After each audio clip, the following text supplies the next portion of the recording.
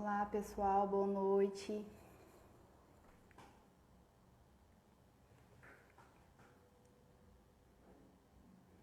Todos estão ouvindo?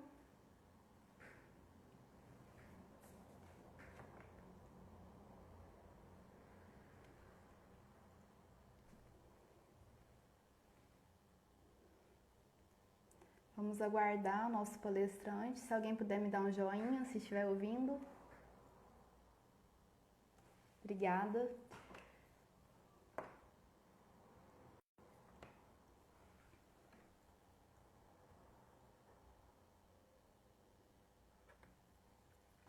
Convidar o Daniel. Nosso palestrante de hoje é o Daniel, de Ibiá, com o tema da curiosidade e transformação moral.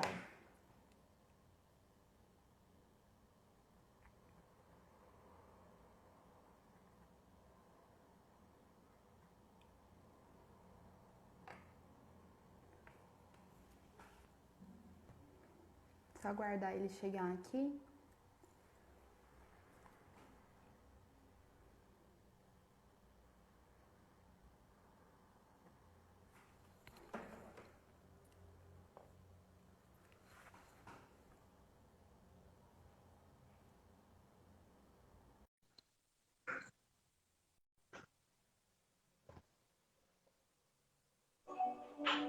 Ei, Boa noite, Daniel, tudo bem? boa noite, tudo bem, Natália?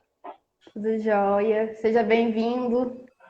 Obrigado, para mim é uma alegria estarmos juntos. Obrigado pelo convite, viu? Obrigada por ter aceitado nosso convite. Fique à vontade, tá bom? Enquanto o pessoal está entrando, eu vou fazer uma leitura de uma mensagem do livro Vinha de Luz, do Chico Xavier, pelo Espírito Emmanuel, no Reino Interior. Sigamos, pois, as coisas que contribuem para a paz e para a edificação de uns para com os outros. De Paulo aos Romanos. Não podemos esperar, por enquanto, que o Evangelho de Jesus obtenha vitória imediata no espírito dos povos. A influência dele é manifesta no mundo, em todas as coletividades. Entretanto, referindo-nos às massas humanas, somos compelidos a verificar que toda transformação é vagarosa e difícil. Não acontece o mesmo, porém, na esfera particular do discípulo. Cada espírito possui seu reino de sentimentos e raciocínios, ações e reações, possibilidades e tendências, pensamentos e criações. Neste plano, o ensino evangélico pode exteriorizar-se em obras imediatas.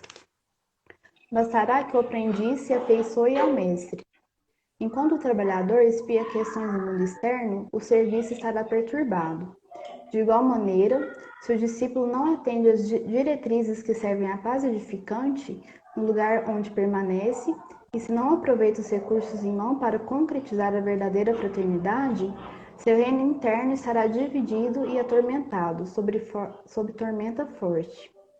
Não nos entreguemos, portanto, ao desequilíbrio de força em homenagens ao mal, causados pelos comentários alusivos à deficiência de muitos dos irmãos, cujo barco ainda aportou a praia do justo entendimento. O caminho é infinito, e o Pai vela por todos. Auxiliemos e edifiquemos. Se és discípulo do Senhor, aproveita a oportunidade na construção do bem. Semeando paz, colherás harmonia. Santificando as horas com Cristo, jamais conhecerás o desamparo. Então é isso. A mensagem de hoje. Podemos começar, Daniel? Tudo Podemos, certo aí? tô por sua conta. Então vou passar a palavra agora para o Daniel, que a espiritualidade te ampare e te inspire, tá bom, Daniel? Fique à vontade. Aí o Daniel vai falar por cerca de 30 minutos, né? É isso. E depois, quem quiser pode mandar perguntas aqui no chat que ele vai responder no finalzinho. Tá bom? Fique à vontade. Mais uma vez, boa noite, Natália. Boa noite, amigos do Grupo Espírita Leon Denis. Para mim é uma alegria voltar a essa casa. Eu que estive aí recentemente de forma presencial, mas esse momento com o isolamento nós não podemos estar de forma física, mas pela bênção do recurso digital, estamos ligados uns aos outros em pensamentos e sentimentos. Quero agradecer a gentileza do convite que nos foi feito pela Marina, agradecer aos queridos amigos que nós fizemos aí nesse grupo, em especial, querido amigo e irmão William. Boa noite, William. Seja bem-vindo, William. Se sinta em casa. Emanuele, boa noite. Regis, o querido amigo Regis. Gustavo, o Tárcio, essas almas tão queridas que já tiveram aqui em Ibiá, inclusive. Então, para mim, é uma alegria dar a nossa singela contribuição nessa noite. Rogamos a Jesus que nos inspire nessa noite, que a nossa fala possa levar um pouco de consolo e de esperança diante desses momentos tão tumultuados nos quais nós estamos vivendo. Cumprimentamos ainda todos aqueles que estão aí na sala. Eu vi a Rose aqui de Ibiá, querida amiga que nos acompanha sempre. Para mim é um motivo de muita alegria. O tema que nos traz aqui hoje é um tema apaixonante, muito embora ele seja um tema muito técnico. Ele é apaixonante porque ele faz uma viagem pelo Espiritismo, ou pelo menos nós tentaremos fazer uma viagem pelo Espiritismo. O tema é da curiosidade à transformação moral. Esse tema foi tirado desse livro aqui, chamado Viagem Espírita, de 1862. É um livro infelizmente, pouco conhecido do movimento espírita. Poucos de nós conhecemos esse livro. Kardec faz um movimento inverso de Paulo. Paulo de Tarso viaja para depois escrever, enquanto que Kardec escreve para depois viajar. É interessante abrirmos um parênteses e pensar por que surgiram as cartas de Paulo e por que surgiu esse livro, porque eles têm algo em comum, tem algo que liga Paulo a Kardec, não só por ser dois grandes missionários, mas a escrita por detrás dessa obra e das cartas de Paulo tem algo em comum. Quando Saulo se converte ao cristianismo, se tornando então Paulo, ele se torna um imparável. Ninguém parava Paulo. Paulo andava a pé, por milhas e milhas, às vezes sozinho. Boa noite, Gustavo. Eu já te dei boa noite, mas você chegou atrasado, então você perdeu o seu bônus hora. Boa noite, amigo. Paulo viajava milhas e milhas, às vezes quase sempre sozinho, a pé, dormia ao relento, comia as frutas silvestres do caminho, ia em pequenas igrejas, em pequenos grupos, para falar para uma, duas ou três pessoas. Só que chegou o momento em que Paulo se viu diante de uma crise de inutilidade. Eu acho isso aqui formidável, porque se Paulo se viu insuficiente, o que serviria para nós? Ou o que se aplicaria a nós? Porque Paulo não se via capaz de atender a demanda de todas as igrejas, de todos os núcleos cristãos nascentes. Então, diante dessa crise, dessa aparente crise de ineficiência, eis que aparece para Paulo Jesus em uma noite e diz a ele: Paulo, é humanamente impossível, Paulo, estar em todos os lugares ao mesmo tempo. Por isso eu te dou uma sugestão, Paulo. A partir de hoje, escreva. O meu pensamento estará mais próximo de você. Eu acho isso aqui formidável. O meu pensamento estará mais próximo de você através de Estevão. Portanto, as cartas de Paulo têm muito da inspiração e da presença de Jesus nessas cartas. Daí surgem, então, as cartas de Paulo, que eram endereçadas às igrejas nascentes, para orientar aqueles núcleos cristãos que haviam nascido ou que estavam nascendo. Eu queria só abrir um parêntese aqui. Eu não devia dizer isso, mas eu vou dizer. porque eu não aguento não dizer, Natália, eu olho para a história de Paulo, para o movimento inicial do cristão, e fico, obviamente, comparando o movimento espírita, porque o movimento espírita se diz cristão.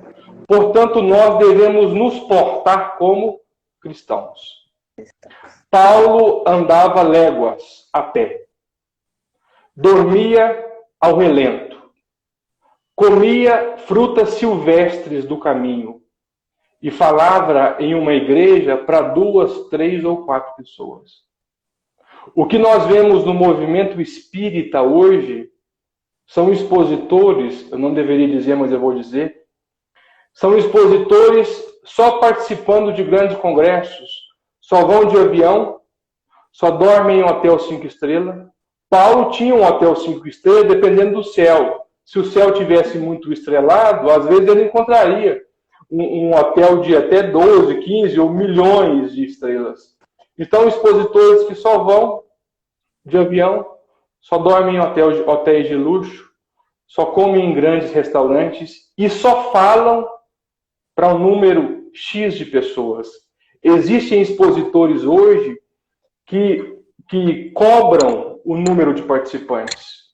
Se tiver um número X, eu participo. Se não tiver o número Y, eu não participo.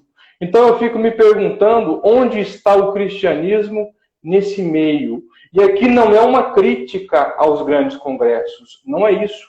Eles são importantes. Mas é preciso lembrar que sem casa espírita não existe movimento espírita. Sem templos religiosos, esses grupos pequenos, como o grupo espírita Leon Denis, não existiria um fórum espírita Leon Denis que partiu de um pequeno grupo espírita. E o que é pior, Natália, existem expositores espíritas que não frequentam casa espírita. Qual que é a relação com esse livro? Nesse livro, Kardec fala da importância do pequeno grupo espírita. Porque é exatamente nesse grupo espírita que as grandes transformações morais se operam. Então, Paulo viaja para depois escrever. Kardec, depois que tinha escrito o Livro dos Espíritos, o Livro dos Médiuns, o que é o Espiritismo, e lançado a Revista Espírita, eis que ele recebe uma sugestão. De quem? Do Espírito de Verdade. E quem é o Espírito de Verdade? Jesus. Não vou entrar nesse mérito porque nós não temos tempo para isso. O Espírito de Verdade diz a Kardec,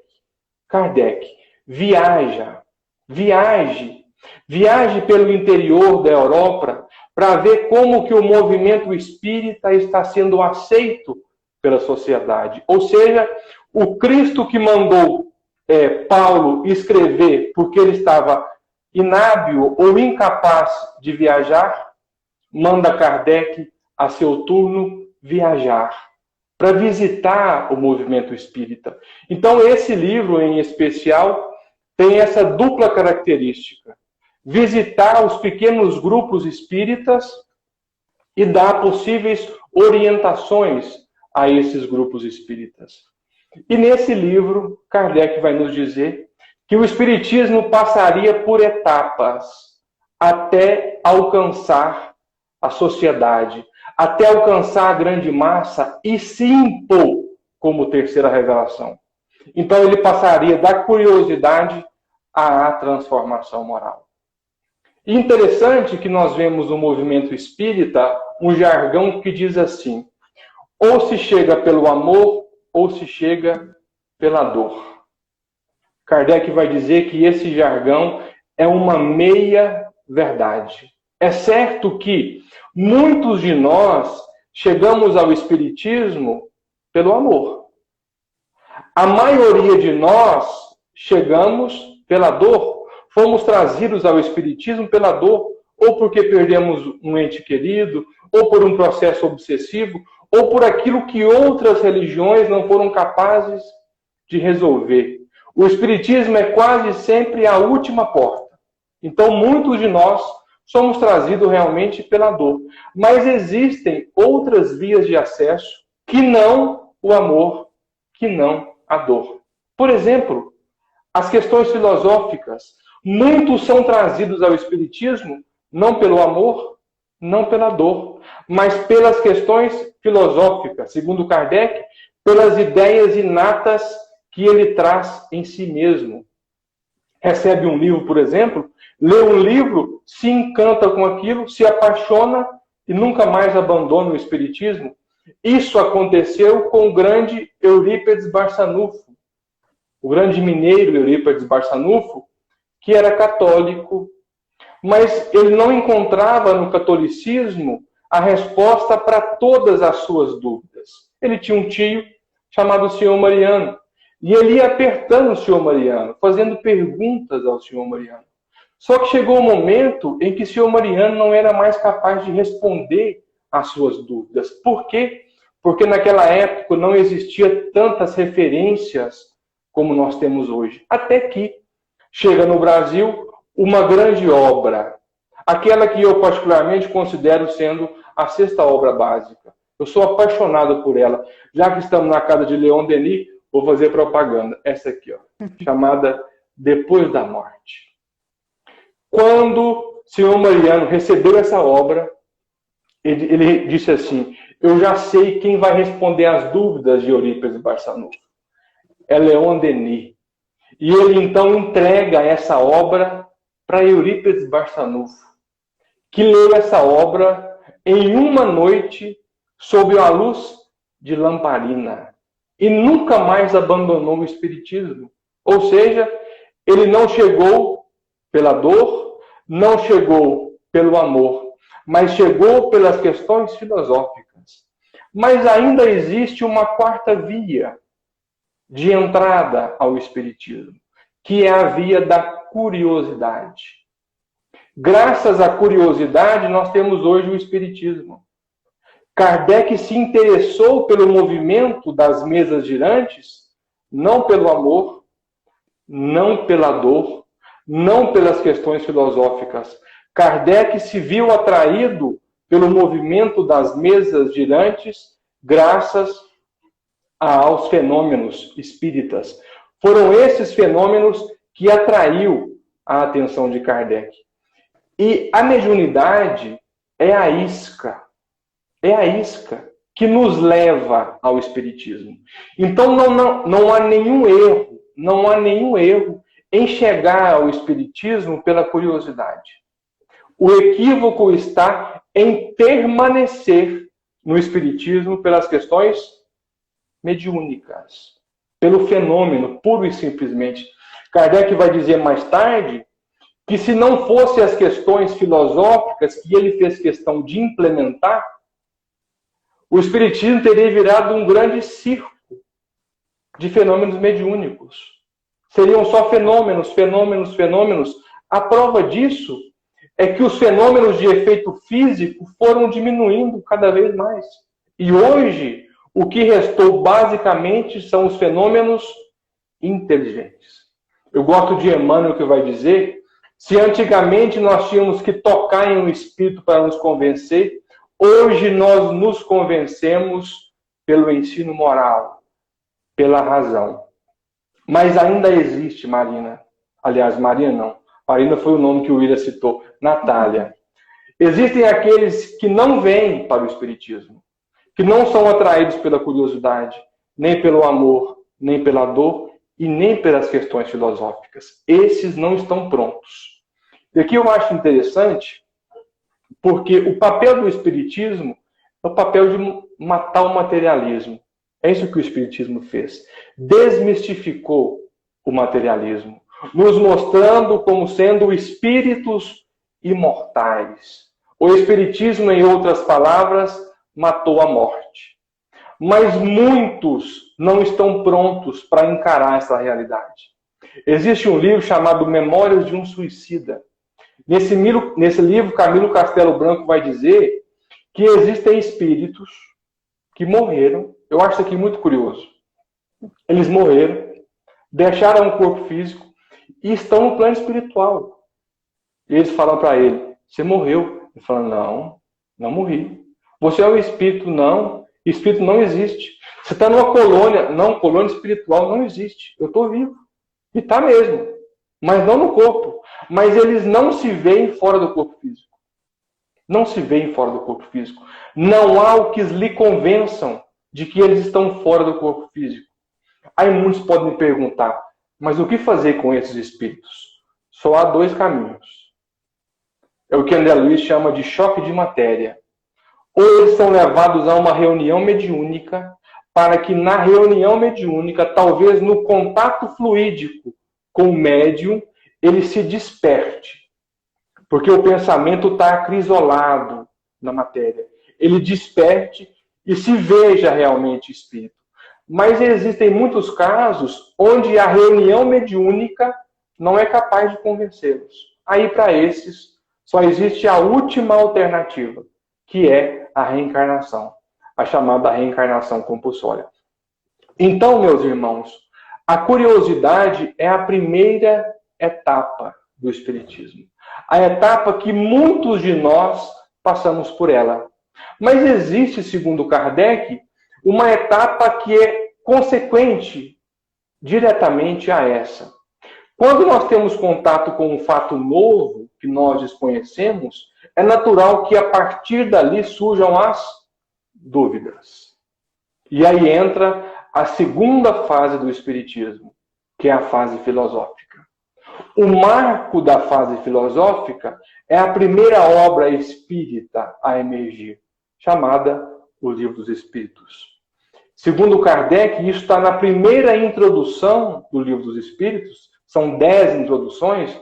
Na primeira ele vai dizer: o Livro dos Espíritos resume toda a doutrina dos Espíritos. Então a base do Espiritismo está na obra O Livro dos Espíritos, que representam a área filosófica do Espiritismo.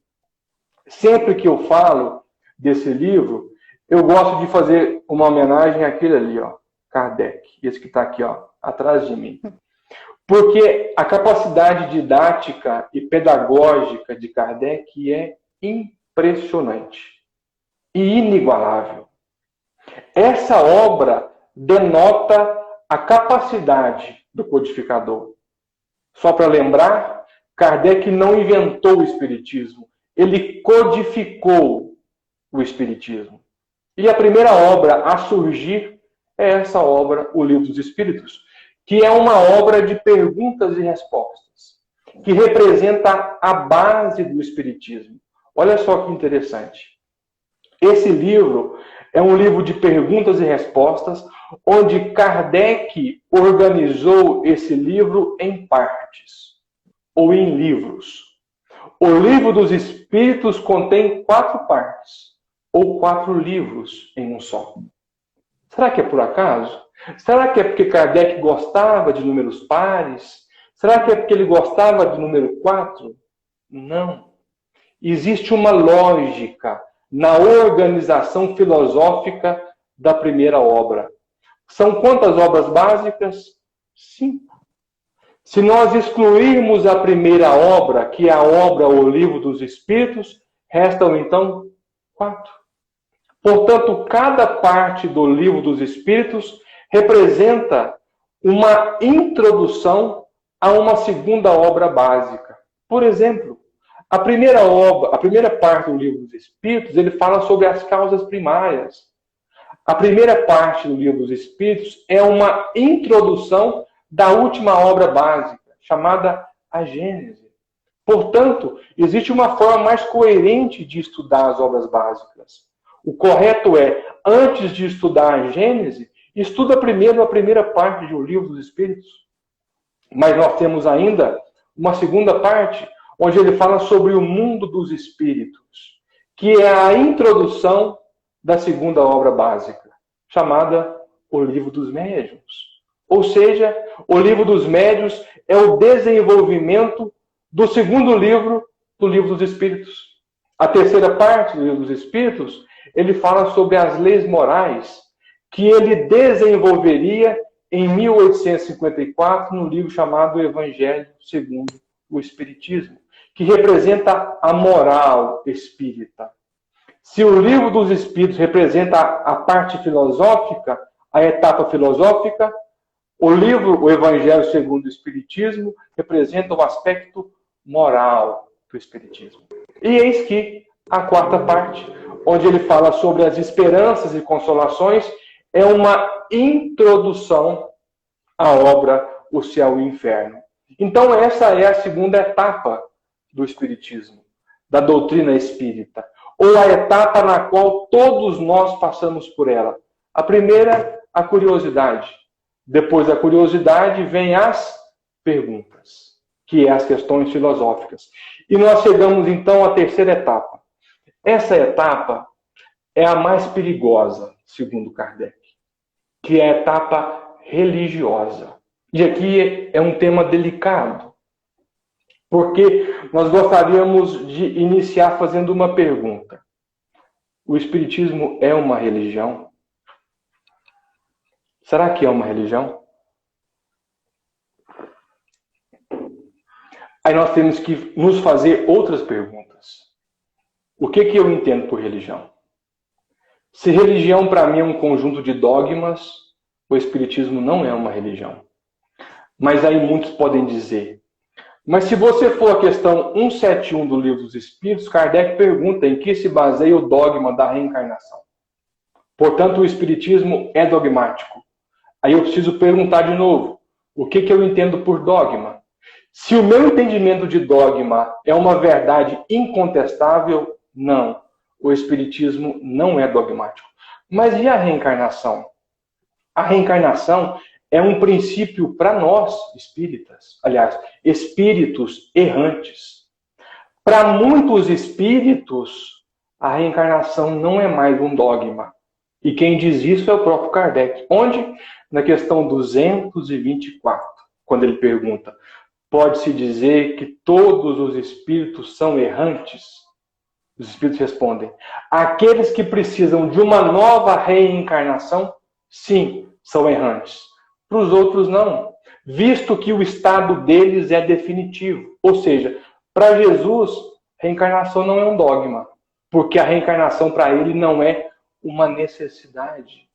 Assim como ela é para mim, para você e para muitos daqueles que nos ouvem. Para espíritos perfeitos não reencarnam. Você pode perguntar assim, mas como não? Jesus não reencarnou? Não. Mas muitos viram Jesus? Viram Jesus. Jesus curou e curou muitos. Mas Jesus não reencarnou. Jesus encarnou. É diferente. São conceitos diferentes. Só reencarnam, com o R antes, espíritos errantes. Portanto, para nós, isso é uma necessidade. Para Jesus, não. Está vendo como os conceitos nos levam a várias interpretações? Então, se eu pensar assim, o Espiritismo é uma religião com um conjunto de dogmas? Não. Então, ele não é uma religião. Ah, mas e se eu entendo religião como sendo um conjunto de rituais? Também não. O Espiritismo continua não sendo uma religião. Se o seu entendimento de religião é uma organização hierárquica, eu vou dizer para você que o Espiritismo continua não sendo uma religião. Porque aquele que preside uma casa espírita tem o mesmo valor daquele que limpa a casa espírita, daquele que recebe, daquele que faz o estudo, ou daquele que só vai lá tomar um passe. Somos todos iguais dentro de uma casa espírita.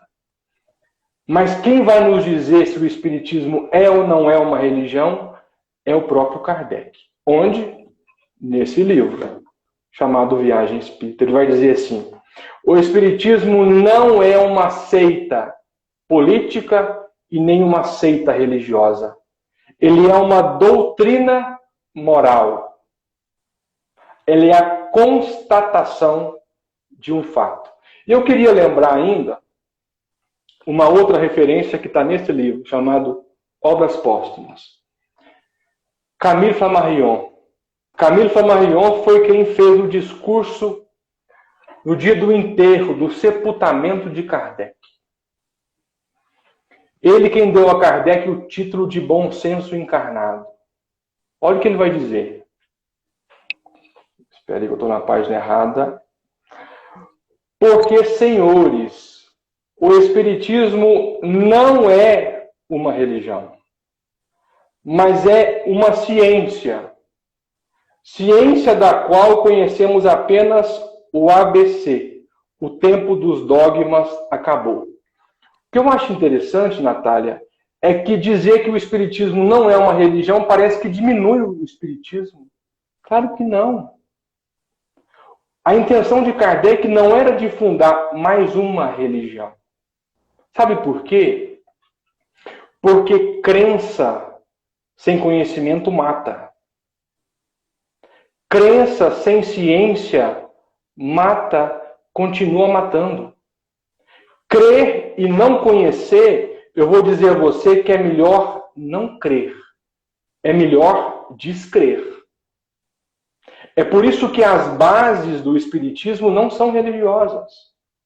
A base do Espiritismo, as duas bases do Espiritismo, são científicas e filosóficas.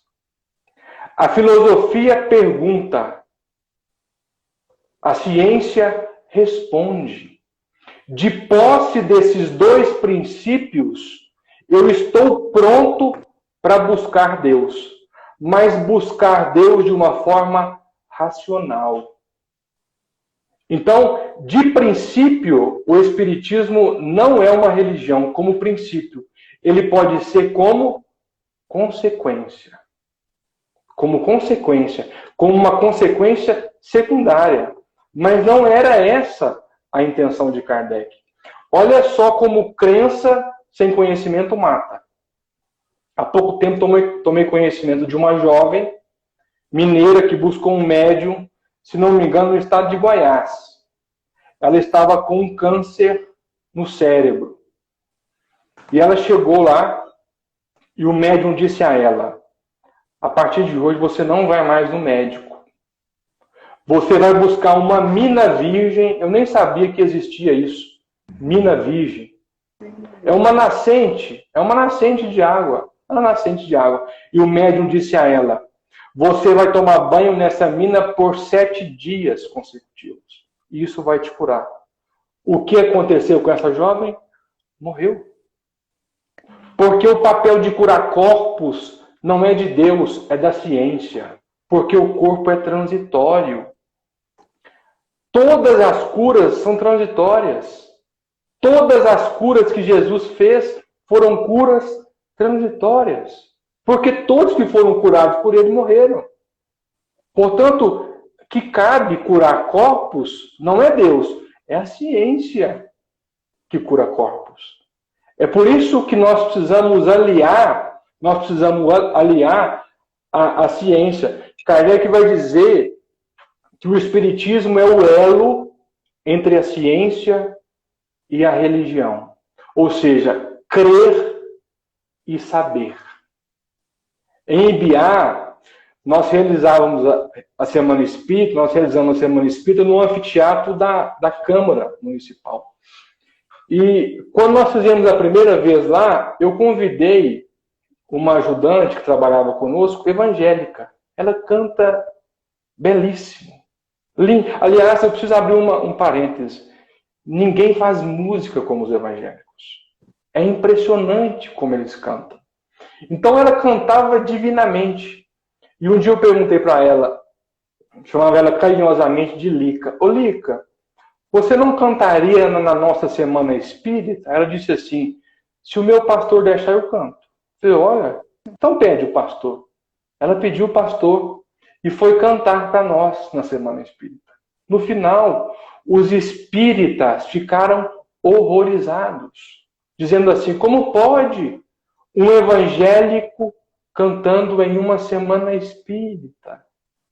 São religiosos que apenas creem. Emmanuel vai dizer no livro Consolador qual a diferença entre crença e iluminação. Crença é no campo da horizontalidade. E uma coisa interessante: aquele que crê hoje pode descrer amanhã. Porque as crenças podem ser equivocadas.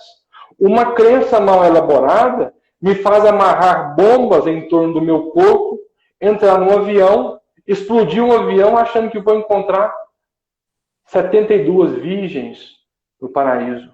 É por isso que Kardec vai dizer que a questão religiosa é a etapa mais perigosa do Espiritismo. Porque crentes, todos nós somos, vai dizer Emmanuel. Até mesmo aquele que crê no nada é um crente. Ele crê em alguma coisa. Portanto, crença é algo comum a nós todos. Iluminação pessoal é aquilo que nos diferencia uns dos outros. Mas o Espiritismo ainda passaria por uma quarta etapa, chamada a etapa das perseguições. Houve um fato que marcou essas perseguições, chamado Auto de Fé de Barcelona, de 1861. Quando Kardec tinha lançado o Livro dos Espíritos, a Revista Espírita e o que era o Espiritismo, Kardec tinha um grande amigo na Espanha, chamado Maurício. E Kardec organizou, conversando com Maurício, que era dono de uma livraria, conversando com Maurício diz a ele assim: Kardec, me manda alguns desses volumes para mim, porque eu quero revendê-los aqui na Espanha. Vamos difundir a ideia espírita. E assim Kardec fez. Fez um apanhado de 200 obras. Tinha outras obras, volumes espiritualistas, volumes referentes à Revista Espírita. Kardec recolheu os impostos, despachou os livros para a Espanha. Quando os livros chegaram na Espanha, eles tinham que passar pela análise do órgão que fazia a censura daquilo que podia ou não podia circular na Espanha. E quem fazia essa análise era um bispo da igreja. Quando o bispo pegou essas obras, ele falou assim: isso aqui é uma heresia. Isso não vai circular aqui na Europa. Mas o que era certo? Era ele ter devolvido as obras para Kardec. Mas ele disse assim: nós vamos colocar fogo. Foi para a praça de Barcelona, fez uma fogueira e incinerou as obras de Kardec em uma praça pública. É o chamado Auto de Fé de Barcelona, que é retratado inclusive no livro Kardec. Kardec ficou revoltado, mas revoltadíssimo com isso. Porque ele pensou assim: se não pode circular, tudo bem, mas que me devolvesse as obras. Porque eu recolhi os impostos, tudo foi feito de forma legal. Por que queimar as obras? Kardec ficou irritado. Kardec ficou tão estressado que o Espírito de Verdade teve que mandar uma mensagem para Kardec. E olha o que o Espírito de Verdade disse: Kardec, fomos nós quem inspiramos aquele bispo a colocar fogo nessas obras. Porque era preciso, Kardec, que algo chocasse o mundo e que o Espiritismo viajasse o mundo em poucos dias. Era preciso chamar a atenção das pessoas. E foi o que aconteceu. Todos se viram atraídos por aquele ato de escândalo. E Kardec vai dizer mais tarde: os críticos do Espiritismo são aqueles que fazem as melhores propagandas. São aqueles que trabalham dia e noite para o Espiritismo. Kardec adorava um crítico, porque naquela época não tinha rede social, não tinha Facebook, não tinha live, não tinha WhatsApp. Você imagina, houve uma época onde as pessoas não tinham WhatsApp. Você consegue imaginar um mundo sem WhatsApp? E as pessoas, Natália, viviam e se relacionavam. Algumas pessoas se conversavam pessoalmente. Olha só que curioso isso. Houve uma época na história onde casais conversavam um com o outro em casa. Onde os pais conversavam com os filhos. Onde os filhos brincavam. Vocês vão se horrorizar com isso. Os filhos brincavam na rua, uns com os outros, com os vizinhos, de pé no chão. Hoje, qual que é o prazer de uma criança? Pegar um tablet, ir para uma internet e assistir outra criança brincar. O Kinka já era nascido na época de Kardec, muito bem lembrado pelo William. Aliás, Natália, eu quero só fazer uma ressalva. O Cri-Cri não sou eu, viu? O Cri-Cri é o Quincas e o William. Portanto, a crítica sempre foi muito válida para o Kardec. Mas Kardec era muito duro. Ele fazia questão de responder àqueles que criticavam a fim de debater ideias. Porque o que nós vemos hoje no movimento espírita, e de uma forma em geral, são pessoas debatendo pessoas. As pessoas não debatem ideias. Hoje nós levamos tudo para o campo pessoal. Nós somos incapazes de debater uma ideia com o outro e sair desse debate como entramos. Ou seja, todos nós saímos pior de um debate. Olha como que está pavoroso as redes sociais hoje. Pessoas se degladiando, pessoas que nunca se viram, uma outra se odiando, porque uma não é capaz de respeitar a ideia do outro. Então Kardec fazia questão de rebater os críticos, mas rebater aqueles críticos que eram capazes de um embate doutrinário, que acrescentasse alguma coisa. Kardec não debatia por debater. E olha que interessante. Tem uma frase de Kardec que eu acho fabulosa. Está nesse livro, Viagem Espírita. Ele vai dizer assim.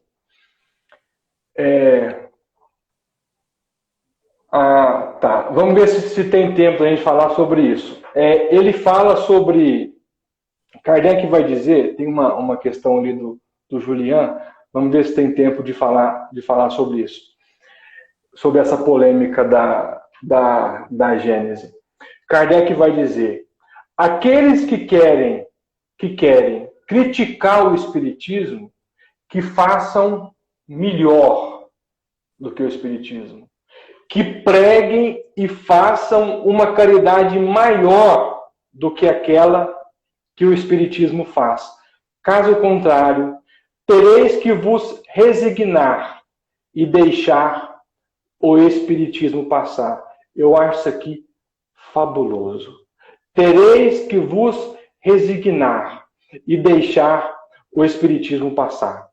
O Espiritismo, então, passaria por uma quinta etapa, chamada etapa de transição, e alcançaria a última etapa, que é a etapa de mudança de valores, que é quando o Espiritismo ganha as ruas, ganha as mídias, ganha as redes sociais. Sabe por quê? Kardec vai dizer que as ideias espíritas são universais. Existe uma fala de Leon Denis, se não me engano, Leon Denis, que ele vai dizer que o Espiritismo não é... Aliás, eles perguntaram para ele se o Espiritismo seria a religião do futuro. Ele diz, não a religião do futuro, mas o futuro das religiões. Sabe por quê? Porque as ideias espíritas, os princípios espíritas, estão todos eles, por exemplo, no catolicismo. Estão todos eles na Bíblia, no Novo Testamento. Quer ver? Para que você se denomine espírita, você tem que ter em mente 5 princípios. Prometo encerrar em 5 minutos. Pois a gente consegue responder pelo menos uma pergunta, tá bom? Tem bastante por aqui, viu? Tem bastante? Tem umas 4. Tem umas 4? Os princípios espíritas estão todos eles na Bíblia. Por exemplo, Deus. Jesus falou sobre Deus, está lá em Marcos, capítulo 10, versículo 18.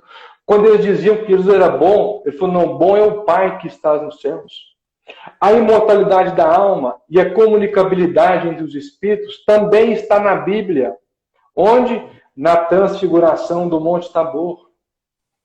Quando Moisés e Elias materializam-se para Jesus Pedro, Tiago e André. Portanto, a imortalidade e a comunicabilidade entre os espíritos está na Bíblia. E nós temos a evolução. A evolução também está na Bíblia. Onde? Quando Jesus disse: eu vou, mas enviarei em meu nome o Consolador, que ficará convosco para a eternidade, que vos fará relembrar tudo aquilo que eu disse e muito mais. Porque se nada para, os aspectos científicos também não param. E aqui eu aproveito para tentar responder um pouco sobre a polêmica da Gênese. A Gênese representa a ciência. Então tudo progride. Aquelas análises que estão na Gênese foram feitas à época de Kardec. Na época de Kardec, ele colocou na Gênese, se não me engano, que existia algo em torno de 100 mil galáxias. Hoje a ciência diz que existem 2 trilhões de galáxias. Ou seja, é um aspecto científico que foi analisado àquela época. Tudo progride. O espiritismo, as ideias espíritas também progridem. Kardec não disse tudo, até porque não teve tempo para dizer tudo. Mas eu queria encerrar e partir para as perguntas, se é que nós temos tempo. Nós estamos na casa de Leon Denis. Eu queria encerrar lembrando uma história de Leon Denis, que é um resumo de tudo isso que nós falamos. Leon Denis, certa vez, estava fazendo uma pregação num congresso. E ele foi interrompido por um cético. E o cético diz a ele assim: Leon Denis, você fala tão bem do espiritismo, é tão lindo ver você falar. Eu fico imaginando uma palestra de Leon Denis, com as bases filosóficas que ele encerrava em si e com a capacidade poética da sua fala. Imagine uma palestra de Leon Denis. Hoje, se nós pudéssemos ouvir Leon Denis por uma live. Então ele foi interrompido por um cético materialista, e o cético diz a ele: Leon Denis, você fala tão bem do espiritismo, é tão lindo ver você falar de espiritismo, mas onde está, Leon Denis, os teus templos? Onde está, Leon Denis, o teu altar? Onde estão escritas as tuas leis, Leon Denis? Onde estão dependurados as tuas imagens? Leon Denis pensou, refletiu e de forma poética responde ao crítico: meu irmão, tendes como templo o universo, como altar a tua consciência, como lei a caridade, como imagem Deus, como religião o amor. Aqui está a síntese do espiritismo. Tendes como templo o universo, como altar a tua consciência, como lei a caridade, como imagem Deus, como religião o amor. Porque o espiritismo não tem outro propósito senão o de trazer Jesus de novo, com um olhar diferente. O espiritismo joga luz sobre o evangelho, nos faz enxergar Jesus como um irmão mais velho, que está olhando por todos nós, sempre esteve e está hoje, mesmo diante de uma pandemia. Nos faz enxergar em Jesus como sendo um modelo e guia da humanidade. Um guia é aquele que conhece o caminho, é aquele que já esteve onde nós queremos chegar um dia. Portanto, Jesus já experimentou tudo aquilo que nós experimentamos. Todas as dores, todas as crises, inclusive uma pandemia. Eu preciso dizer, isso vai passar, porque nós não estamos sozinhos.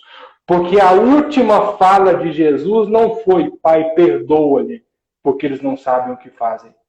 A última fala de Jesus foi: e eis que eu estarei convosco todos os dias, até a consumação dos vossos dias.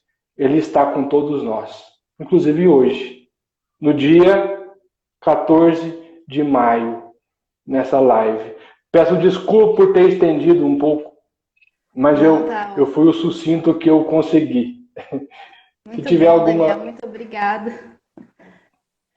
Tem algumas perguntas aqui, ainda tem 10 minutinhos, né? A live ela encerra automático, mas vamos lá. Tem uma pessoa muito inspirada aqui no WhatsApp. Deixa eu ver. Só um minutinho. Se eu não conseguir, eu posso pedir ajuda para o universitário? Pode. O universitário é o William, né? Eu não. A pergunta: Herculano Pires sempre foi muito duro em relação ao que ele chamava de igrejificação dos centros espíritas. Você percebe que isso ainda acontece atualmente? Não, essa pergunta é ótima. Essa pergunta é ótima. Sabe por quê?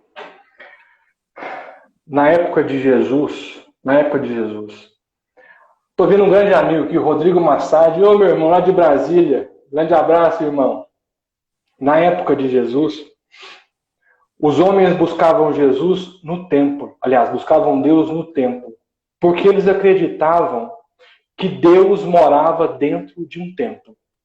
É por isso que eles iam a Jerusalém 3 vezes por ano. E naquela época, Natália, as mulheres não podiam ir no templo, só os homens.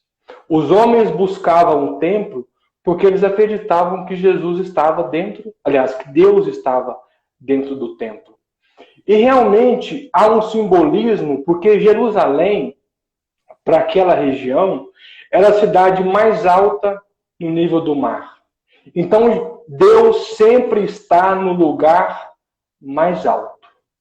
Ele sempre está no lugar mais alto. Então, ali existia um simbolismo. Quando Jesus conta, por exemplo, a parábola do bom samaritano, o homem que foi assaltado, ele não só descia de Jerusalém para Jericó, geograficamente falando. Ele descia também vibracionalmente falando. Ele deixava as esferas superiores e mergulhava em direção a Jericó, que era a cidade do comércio, da prostituição e daquilo que era material. Então, naquela época, os homens buscavam o templo porque acreditavam que Deus estava dentro do templo. Mas hoje, nós temos recursos suficientes, inclusive foi lembrado aqui a Gênese de Kardec, onde o capítulo mais difícil da codificação está na Gênese, o capítulo 2, onde Kardec se esforça para dizer onde está Deus. Esse fluido inteligente que penetra todos nós. O Espiritismo vem nos dizer que o templo é onde nós estamos. Nós somos templos de Deus aqui na Terra. E quem diz isso não sou eu, é Jesus. Quando no livro Boa Nova, encontra com um juiz inclemente chamado Hanan. E Jesus diz para ele, no íntimo do homem, no coração do homem, edificarei o reino dos céus. Portanto, o reino está dentro de cada um de nós. A igreja, sabe onde está a igreja hoje? Nas nossas casas, nos nossos lares.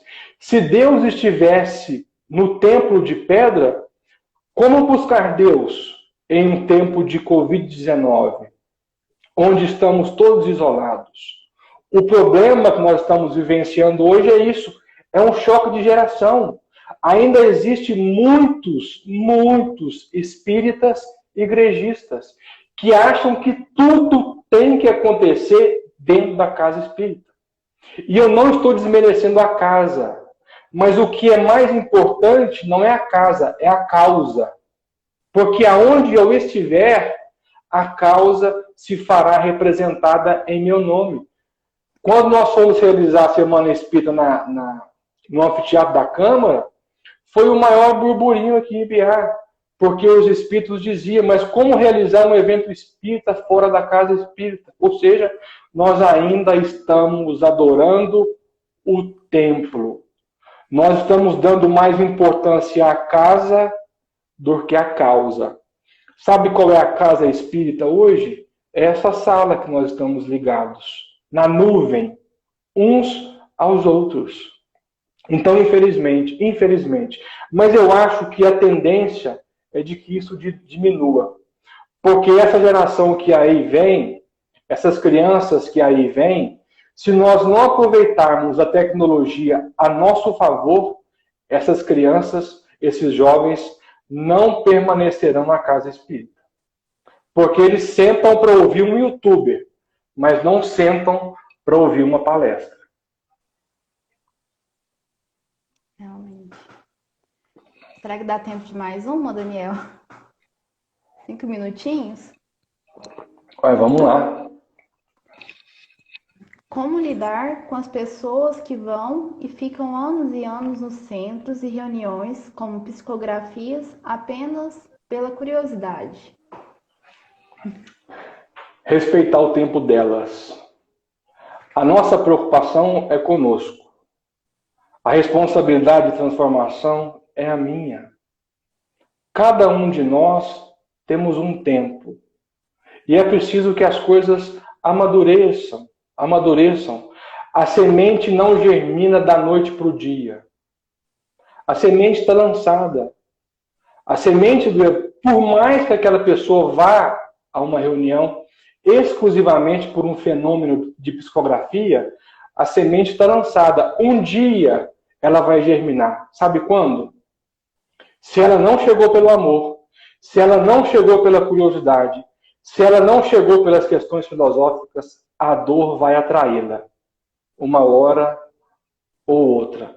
Mas a responsabilidade é pessoal, é individual, é minha, é sua. Eu sou responsável por mim. Cada um tem o seu tempo e nós devemos respeitar. Eu tenho muito medo de que no futuro excluam os fenômenos mediúnicos das reuniões espíritas.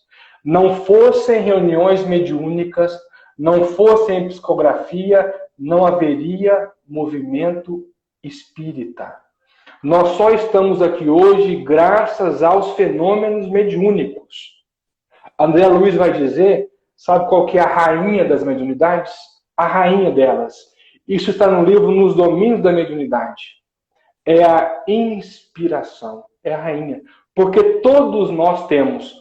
Condenar a psicografia é o mesmo que condenar, por exemplo, a intuição. Então vamos fechar todos os canais.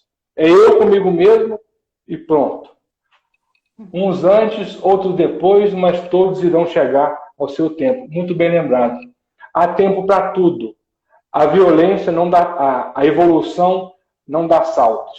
Como diria Bezerra de Menezes. É urgente, mas não é apressado. Obrigado, viu, Natália, pelo convite. Muito obrigada, Daniel. Ótimas respostas, ótima colocação, tá? Parabéns pela palestra, a gente teve muitos elogios. Espero que você volte para falar mais um pouco com a gente em outras oportunidades, tá? Será sempre bem-vindo, tá bom? Jesus te abençoe e uma boa noite. Uma boa noite para todos e até mais. Tchau, tchau. Até mais. Um abraço. Tchau. Um abraço. Tchau.